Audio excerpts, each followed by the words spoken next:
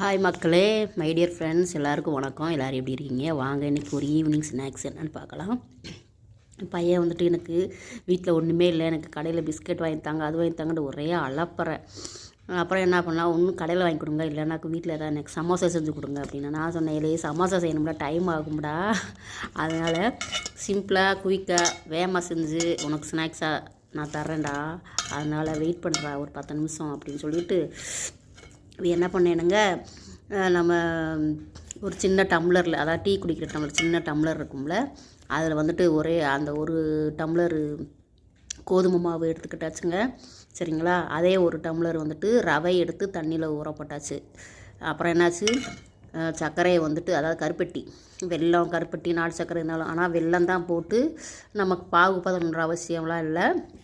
ஒரு 1/4 டம்ளர் தண்ணியை ஊற்றி நல்லா கொதிக்க வச்சு வடிகட்டி, இந்த மாவில் வந்துட்டு சோடாப்பு, கொஞ்சம் லைட்டாக உப்பு, சரிங்களா, இதையும் போட்டு அப்படியும் நல்லா பிசைஞ்சிக்கிட்டே வரணும். 1 ஸ்பூன் நெய் போட்டுக்கோங்க கோதுமை மாவில். சோடாப்பு, நெய், 1 ஸ்பூன் நெய், கோதுமை மாவு, கொஞ்சம் லைட்டாக உப்பு, இனிப்பை தூக்கி கொடுக்கறதுக்காக. சரிங்களா?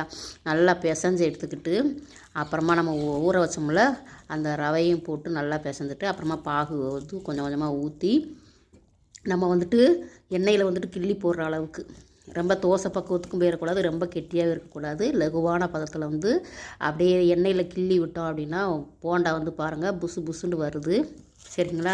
அப்படியே எடுத்து கொடுத்தோன்னா, இதெல்லாம் ஒரு இதாக, இதெல்லாம் யார் சாப்பிடுவா, பிஸ்கெட்டே வாங்கி தர மாட்டேறீங்க, சமோசா செய்ய மாட்டேறீங்க, இதை செஞ்சு கொடுக்குறீங்க அப்படின்ட்டு.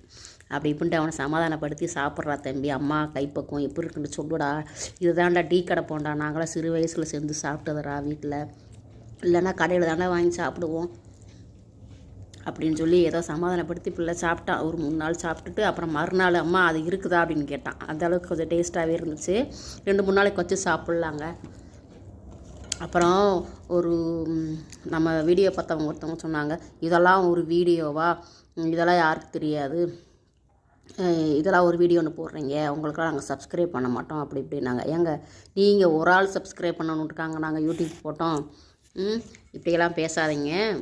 ஏன்னா எங்களுக்கு தெரிஞ்சதான் நான் மக்கள்கிட்டையும் ஃப்ரெண்டுக்கிட்டையும் பகிர்ந்துக்கிறேன். உங்களுக்கு இஷ்டம்னா என்னோட ஷேர் பண்ணுங்கள், இல்லைன்ட்டா விட்டுருங்க, அவ்வளோதானே. இப்போ புதுசு புதுசுன்னு வந்துருச்சு, நீங்களும் இது போல் செஞ்சு சாப்பிட்டுட்டு எப்படி வந்துச்சுன்னு சொல்லுங்கள். பாய்ங்க. Thank you for watch.